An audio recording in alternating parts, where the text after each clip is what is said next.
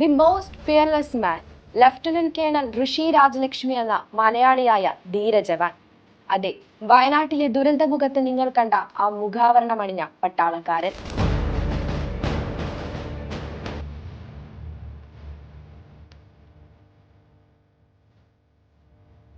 ഏറ്റവും പേടിയില്ലാത്ത മനുഷ്യൻ.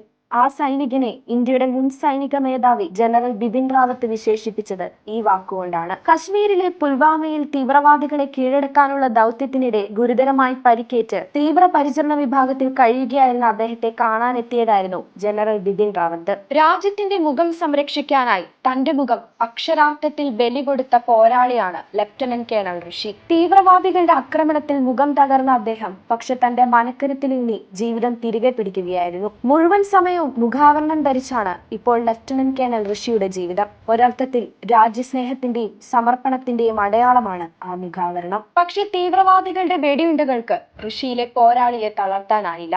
പരിക്കുകൾ ഭേദമായ ഉടനെ തന്നെ അദ്ദേഹം തന്റെ സൈനിക ജീവിതത്തിലേക്ക് തിരികെ എത്തി. ഉരുൾപൊട്ടൽ മുറിപ്പെടുത്തിയ വയനാട്ടിൽ കർമ്മനിരതനാണ് ഇപ്പോൾ അദ്ദേഹം. ചൂരൽമല മുണ്ടക്കൈ മേഖലയിൽ സൈന്യത്തിന്റെ നേതൃത്വത്തിൽ നടക്കുന്ന രക്ഷാപ്രവർത്തനത്തിൽ ലഫ്റ്റനന്റ് കേണൽ ഋഷി സജീവമാണ്, ആ മുഖാവരണവും ധരിച്ചുകൊണ്ട്.